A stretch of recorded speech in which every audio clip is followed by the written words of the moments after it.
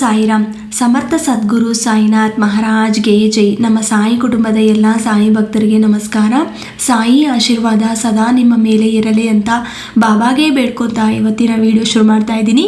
ಇವತ್ತಿನ ವಿಡಿಯೋದಲ್ಲಿ ಸಾಯಿಯಪ್ಪ ಏನು ಹೇಳ್ತಾ ಇದ್ದಾರೆ ಅಂದರೆ, ಮಗು ನಿನಗೆ ಒಂದು ಶುಭ ವಾರ್ತೆ. ಇಲ್ಲಿ ಇರುವ ವಿಷ್ಣು ಮಹಾಲಕ್ಷ್ಮಿಯವರ ಪಾದಗಳಿಗೆ ಒಮ್ಮೆ ಕೈ ಮುಗಿ. ಈ ದ್ವಾದಶಿ ದಿನ ನಿನ್ನ ಮನಸ್ಸಿನ ನೋವು ದೂರ ಮಾಡುತ್ತೀನಿ ಅಂತ ಇವತ್ತು ದ್ವಾದಶಿ. ಅದಕ್ಕೆ ಸಾಯಿಯಪ್ಪ ನಮ್ಮೆಲ್ಲರಿಗೂ ಒಳ್ಳೆಯ ಸಂದೇಶವನ್ನು ತಂದಿದ್ದಾರೆ. ಅದರ ಮೂಲಕ ನಾವು ಯಾವ ನೋವಿಂದ ಈ ಕಷ್ಟಗಳನ್ನು ಅನುಭವಿಸ್ತಾ ಇದ್ದೀವೋ ಅದಕ್ಕೆ ಒಂದು ಪರಿಹಾರ ಅನ್ನೋದು ತಂದಿದ್ದಾರೆ.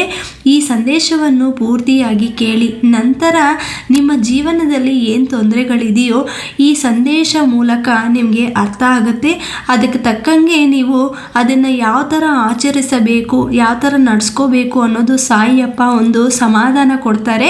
ಅರ್ಥ ಮಾಡಿಕೊಂಡು ಇದನ್ನು ಕೇಳಿ. ಈ ದ್ವಾದಶಿ ದಿನ ನಿನ್ನ ಮನಸ್ಸಿನ ನೋವು ದೂರ ಮಾಡುತ್ತೀನಿ ಅಂತ ಹೇಳ್ತಾ ಇದ್ದಾರೆ. ಅಂದರೆ ನಮ್ಮ ಜೀವನದಲ್ಲಿ ಏನು ಕಷ್ಟಗಳು ನಡೀತಾ ಇದೆ, ನಾವು ಪ್ರತಿದಿನ ಸಾಯಿಗೆ ಕೈ ಮುಗಿತಾ ಇರ್ತೀವಿ, ನಮ್ಮ ಕಷ್ಟಗಳನ್ನು ಹೇಳ್ಕೊತಾ ಇರ್ತೀವಿ. ಆದರೂ ಕೂಡ ನಮ್ಮ ಕಷ್ಟಗಳು ದೂರ ಆಗ್ತಿಲ್ವೇ ಅಂತ ಯೋಚನೆ ಮಾಡ್ತಾ ಇರ್ತೀವಿ. ನಮ್ಮ ಕಷ್ಟಗಳು ದೂರ ಮಾಡ್ಕೊಳ್ಳೋಕ್ಕೆ ಒಂದೇ ಒಂದು ಅವಕಾಶ, ಒಂದೇ ಒಂದು ದಾರಿ ಕೊಡ್ತಾ ಇದ್ದಾರೆ.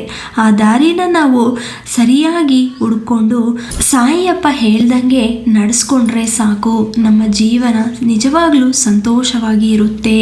ಮೊದಲು ನೀವು ನಂಬಿಕೆಯಿಂದ ಸಾಯಿಯಪ್ಪ ಹೇಳೋ ಸಂದೇಶವನ್ನು ಕೇಳಿ ಅರ್ಥ ಮಾಡಿಕೊಂಡು ಶ್ರದ್ಧೆ ಭಕ್ತಿಯಿಂದ ಆಚರಿಸಿ. ಈ ದ್ವಾದಶಿ ದಿನ ನಿಮಗೆ ಒಂದು ಶುಭವಾರ್ತೆ ಕೊಡ್ತಾ ಇದ್ದಾರೆ. ನೀವು ಏನು ನೋವಿಂದ ಇವತ್ತು ನೀವು ಸಾಯಿಯಪ್ಪ ಮುಂದೆ ಬೇಡ್ಕೊತಾ ಇದ್ದೀರೋ, ನಿಮ್ಮ ಇಚ್ಛೆಗಳು ಈಡೇರಬೇಕು ಅಂತ ಕೇಳ್ತಾ ಇದ್ದೀರೋ, ಅದನ್ನು ತಕ್ಷಣ ಇವತ್ತಿನ ದಿನ ನಿಮ್ಮ ಮನಸ್ಸಿಗೆ ಸಂತೋಷವಾದಂಥ ಮಾತನ್ನು ಹೇಳ್ತಾ ಇದ್ದಾರೆ. ಮತ್ತು ಇನ್ನೂ ಯಾಕೆ ನಾವು ಯೋಚಿಸಬೇಕು, ತಕ್ಷಣ ಸಾಯಿ ಮಾತು ಕೇಳೋಣ.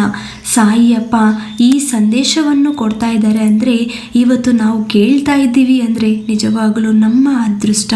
ಇವತ್ತು ಕ್ಷೀರಾಬ್ದಿ ದ್ವಾದಶಿ. ಇವತ್ತಿನ ದಿನ ಎಲ್ಲರ ಮನೆಯಲ್ಲಿ ತುಳಸಿ ಗಿಡಗೆ ಪೂಜೆ ಮಾಡಿರ್ತೀರ. ಇವತ್ತಿನ ದಿನ ನೀವು ಮಾಡಿರೋ ಅಂಥ ಪೂಜೆಗೆ ಸಂಪೂರ್ಣವಾಗಿ ಫಲ ಸಿಗಬೇಕು ಅಂದರೆ ಇನ್ನೊಂದು ಕೆಲಸ ಮಾಡಬೇಕು.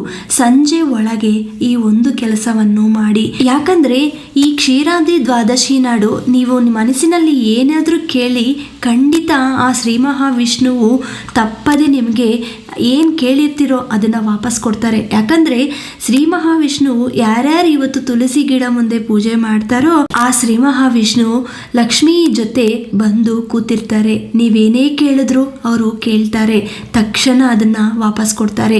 ಇವತ್ತು ಸಾಯಿಯಪ್ಪ ಏನು ಹೇಳ್ತಾ ಇದ್ದಾರೆ ಅಂದರೆ, ಈ ಒಂದು ಶ್ಲೋಕವನ್ನು ರಾತ್ರಿ ಮಲಗುವ ಮುನ್ನ 6 ಗಂಟೆಯಿಂದ 8 ಗಂಟೆ ಒಳಗೆ ಇದನ್ನು ಜಪಿಸಿದರೆ ನಿಮ್ಮ ಇಚ್ಛೆಗಳು ಖಂಡಿತ ಈಡೇರುತ್ತೆ. ನೀವು ಸಾಯಂಕಾಲ ಸಮಯದಲ್ಲಿ ತುಳಸಿ ಗಿಡ ಮುಂದೆ ಪೂಜೆ ಮಾಡೋವಾಗ ಕುತ್ಕೊಂಡು ಸ್ವಲ್ಪ ಹೊತ್ತು ಈ ಒಂದು ಶ್ಲೋಕವನ್ನು ಪಾರಾಯಣೆ ಮಾಡಿ. ಖಂಡಿತ ಆ ಸಾಯಿಯಪ್ಪ ಅನುಗ್ರಹ, ನೀವು ಯಾವ ದೇವ್ರಿಗೆ ಆರಾಧನೆ ಮಾಡ್ತಾ ಇದ್ದೀರೋ ಅವರು ಖಂಡಿತ ನಿಮಗೆ ಆ ಇಚ್ಛೆಗಳನ್ನು ಈಡೇರಿಸುತ್ತಾರೆ.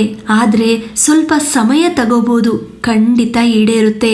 ನಂಬಿಕೆಯಿಂದ ಪ್ರಯತ್ನಿಸಿ. ಈ ಒಂದು ಶ್ಲೋಕವನ್ನು ಹೇಳ್ಕೊಳ್ಳಿ. ಈಗ ಶ್ಲೋಕವನ್ನು ಹೇಳ್ತೀನಿ, ನೋಟ್ ಮಾಡ್ಕೊಳ್ಳಿ.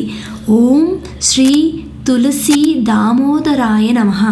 ಓಂ ಶ್ರೀ ತುಳಸಿ ದಾಮೋದರಾಯ ನಮಃ. ಈ ಶ್ಲೋಕವನ್ನು 108 ಬಾರಿ ಹೇಳ್ಕೊಳ್ಳಿ. ತಪ್ಪದೆ ನೀವೇನು ಅನ್ಕೊಂಡಿರ್ತಾರೋ ಅದು ನೆರವೇರುತ್ತೆ. ಇವತ್ತು ನೀವು ಪೂಜೆ ಮಾಡೋವಾಗ ನಿಮ್ಮ ಮನಸ್ಸಿನಲ್ಲಿ ಇರುವಂಥ ಇಚ್ಛೆಗಳನ್ನ ಅಲ್ಲಿ ಆ ದೇವ್ರ ಮುಂದೆ ಬಿಡಬೇಕು.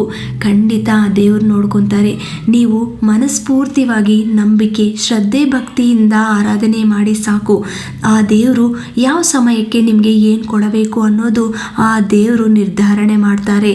ಮತ್ತು ಇವತ್ತು ಸಾಯಿಯಪ್ಪ ಒಳ್ಳೆಯ ಸಂದೇಶವನ್ನು ತಂದಿದ್ದಾರೆ.